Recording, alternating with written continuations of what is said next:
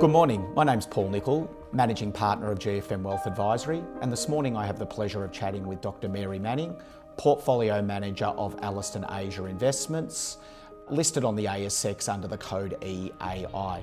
This morning I'm going to be chatting with Mary about investing in Asia, but also specifically the Ellerston Asia investment portfolio. Good morning, Mary. Good morning. Mary, the major economies of Asia are growing very strongly, but they're also structurally changing. What are some of the reasons for this strong structural growth?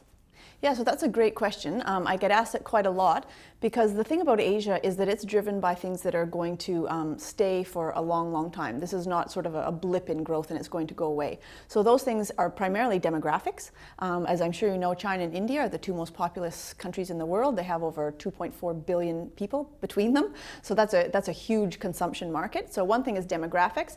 I guess the second thing would be infrastructure build. So I don't know if you've traveled to Asia recently, but the infrastructure in some Asian countries is absolutely fantastic. Like if you go to Shanghai or to Seoul, the infrastructure is world class. But if you go to rural parts of India, or if you go to Vietnam, or if you go to certain islands in Indonesia, there's still a lot of infrastructure that needs to be built out. And as that infrastructure builds out, it creates significant productivity gains for the whole economy. And I guess the last thing I'd say is technological leapfrogging. And so one example I always like to comment on is e-commerce. So for example, in certain countries, Philippines would be an example, India would be another example, they haven't had this big build out of shopping malls like you would have in Australia. But now e-commerce is available. Mobile phone penetration is very high and there are e-commerce platforms. So maybe countries like Philippines and India, they'll just leapfrog that whole build out of physical infrastructure for shopping and go straight to e-commerce. So those sorts of things mean that the growth levels we're seeing in Asia, and that's around 6.5% GDP growth in China, that's over 7% GDP growth in India, and that's around 5.7% for the region as a whole. These things are sustainable. And that contrasts very sharply to what's going on in the developed world, where if you're getting growth, it's because it's ultra loose monetary policy or because there's some sort of fiscal stimulus, like for example in the case of the US. So it's quite a different growth story, and the fact that it's sustainable and structural is why I really like Asia as a place to invest. Asia, as you just mentioned, has a very strong earnings growth profile. Do investors have to pay more for that earnings growth, let's say relative to Australia or investing in around the world? And I probably specifically reference the technology stocks, which seem to be a large part of the Ellerston Asia investment portfolio. Yeah, so actually it's the opposite. So I think that investors, and the data shows that investors are paying less for growth in Asia than they're paying for growth in developed markets. So we like to look at a ratio called the PEG ratio. That's the PE divided by the growth rate. And this gives investors some sort of indication of what they're paying per unit of growth. So this is quite important because a lot of investors look at Asian markets or look at tech stocks, as you mentioned, and they just look at the PE. And that's a bit misleading, right? Because if you're paying 30 times PE for a stock that's growing at 10% a year, you're paying a 3 times PEG. If you're paying 20 times PE for a stock that's growing at 40% a year, you're paying a half times PEG. So you can't just look at the absolute level of PE, you have to look at the PEG ratio. So when we look at PEG ratios around the world right now, Asia looks very cheap and our portfolio looks extremely cheap because, as you know, we are a growth fund and we only buy growth companies. So I'll give you some numbers. For example, right now, Australia is trading around 15 times PE, and the PEG ratio is around 2.3 to 2.4 times because there is not much growth in Australia, as I'm sure you know. Similarly, the US S&P is trading around 15 times and it has about 10-11% EPS growth, so it's trading at a PEG of over 1. Asia as a whole market is trading around 12 times but has 14% EPS growth expected for next fiscal year. So that's less than 1 times PEG, and our portfolio has 18% EPS growth, which is a multiple of what you're getting in Australia, and is trading around 17 times. So obviously that's less than 1 times PEG also. So we are quite encouraged by the valuations that you're seeing in Asia right now in all sectors, including technology. The largest geographical positions within the Ellerston Asia investment portfolio are to China and India, and we're seeing some contrasts there at the moment. Do you have concerns at the moment about the trade wars or the testy trade relationship between the US and China. And I guess the contrast to that is we've just had the general elections in India, which seems to be a positive outcome. Can you talk about those geographical exposures? Yeah, it does seem that China and India are sort of going on different paths. So in China, the trade war is something, if you're an Asian manager, you have to be focused on that all day, every day. And I literally mean all day, because Trump tweets things generally overnight our time, and you wake up in the morning, or sometimes I wake up in the middle of the night, and there's 17 different tweets from President Trump, and it can completely change what's happening with the trade war. So for many months now, actually over a year, we've been outlining 3 potential outcomes for the trade war, or scenarios. The first scenario was tit-for-tat escalation. So this is sort of what you saw in 2018, where one country would have a certain amount of tariffs and then the other country would respond. That is primarily finished. The US can go ahead and put tariffs on the additional 300 billion of Chinese goods, but then that tit-for-tat sort of scenario is almost over.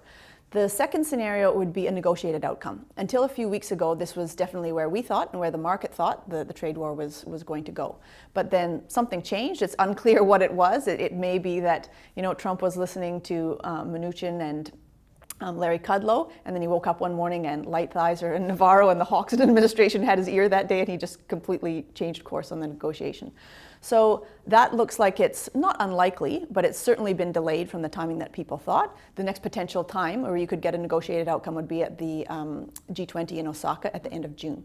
So if you remember when there was the G20 in Buenos Aires in November, that's when they had sort of a breakthrough on the trade war.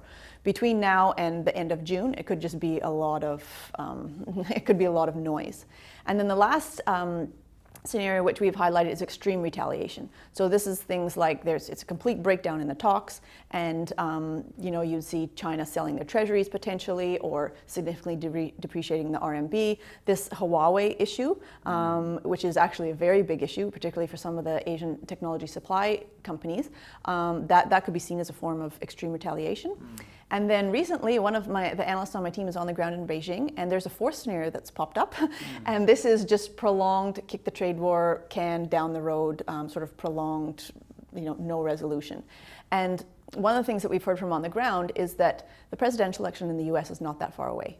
And so China, they're a big economy, they're a controlled economy, they can wait, and they have no election, you know, there's no election coming up that President Xi has to play towards. Whereas Trump probably needs a trade win before 2020, or if it looks like Trump is not doing well and there's going to be a different president, then maybe China just waits it out. So this is kind of a 4th scenario, which is now on the table. So how we're positioned for it, I think it's very, very risky to try to play the trade war, because there's so much information out there and there's so much misinformation. So for almost all of 2018, we had no exposure to Chinese exporters. The portfolio was completely domestic demand focused. Then you saw this year, between January and April, there was quite a strong rally in Asian markets. And we didn't buy any exporters, but we did buy some more high beta domestic demand stocks. And then in April, we took a lot of profits, and now we have you know, reduced exposure to China, added that to India, and I'll get to that in a moment, added that to India, and again, we have no exposure to any exporters. And we don't have any exposure to that technology supply chain I mentioned with respect to Huawei, except for TSMC, which is a Taiwanese company. So we feel that we are not protected as much as we can be from the sort of variations that are going on in the trade war right now.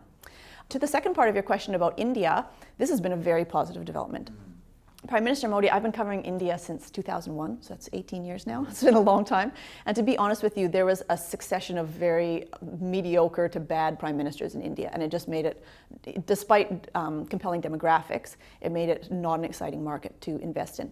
Since 2014, Prime Minister Modi has done an amazing job of introducing structural reform into the Indian economy, and this has had positive impacts for a lot of Indian stocks. So since 2014, the Nifty, which is the Indian index, or the Sensex is another one, they have been among the best performing markets in the entire world.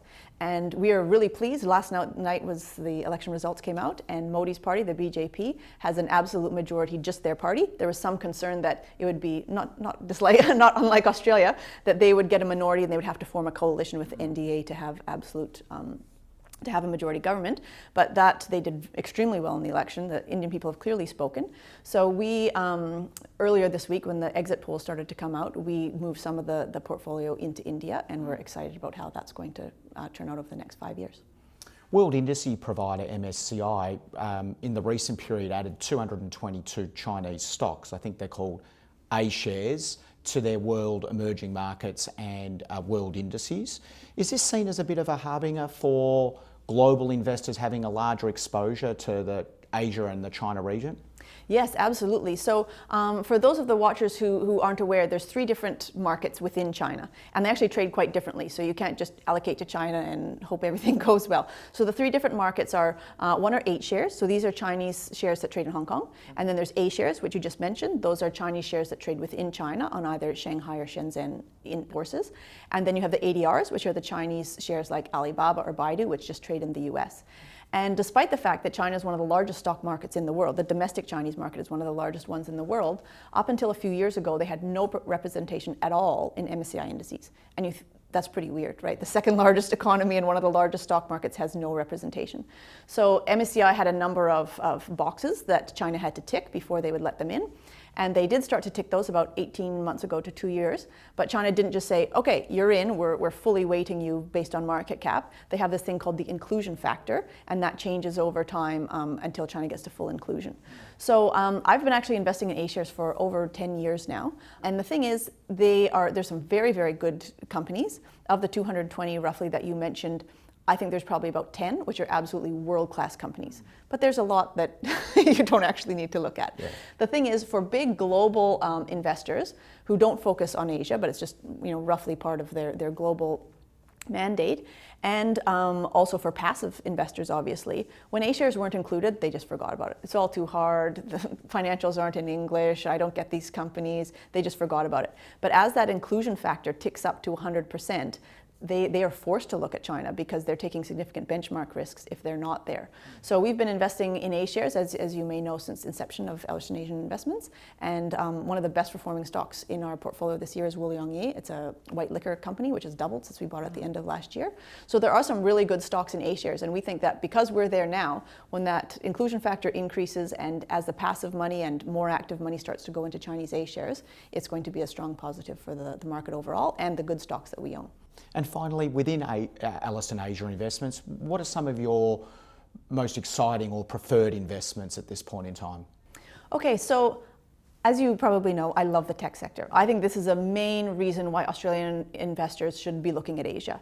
And I recently gave a whole presentation. It was about the WAX stocks in Australia. I'm sure you know the WAX acronym. Personally, I think by the time we get an acronym, it may be all over. But I'm not an expert in WAX, but I can look at the numbers. And if you look at the P's that people are paying for technology stocks in Australia versus the P's that they're paying either in the US or certainly in Asia, the gap is just astronomical and unsustainable in my view. So some of the technology stocks that we like in Asia, Tencent would be one. I know a lot of people know about Tencent now. When I first started marketing this fund, no one really knew what Tencent is, and now sometimes people ask me extremely specific questions about it, so I know that the interest level is far up there. But last year, Tencent had a bit of a rough year because there was some delay in the games approvals. I actually met with a lady yesterday. I had a video conference with her who does the games development for Tencent. And this new Game of Peace is doing very, very well. So I think Tencent for a long-term buy, it may have some volatility with the trade war just because it is the largest stock in Asia. I think as a long-term buy, Tencent is we have faith in that company and it's a big part of our portfolio. In terms of other stocks that we like, this isn't technically tech, but Ping An is one of the biggest overweights in our portfolio. And people say, oh, Ping An, isn't that insurance? And they kind of click off because they think it's insurance. But people would be surprised to know that Ping An has 430 million internet users. I mean, that's just an astronomical number. They're one of the biggest cloud players in all of China. They're a $300 billion market cap company. They've become a fintech company, but they're still trading at old economy sort of insurance-y multiples. So it's trading around 10 times PE, and they have almost 20% EPS growth. So that PEG I was talking about before in terms of Australia trading at 2.3, Ping An is trading at half times PEG. So Ping An is a sort of fintech company that we really like. Alibaba, we do hold in the portfolio, but it's not my top pick right now, simply because if the trade war does continue to drag on, it will have an impact on Chinese consumer sentiment, and Alibaba will not be a beneficiary of that. Elsewhere, one company that we really like, which also isn't really on people's tech radar, but which I think is a technology company, is Reliance in India. So Reliance is the biggest company in India. It has a $165 billion market cap, and some people say, oh wow, I had no idea there were companies that big in India. It's like as big as some of the Australian banks. But Reliance, it does have an old economy business which does refining and petrochemicals.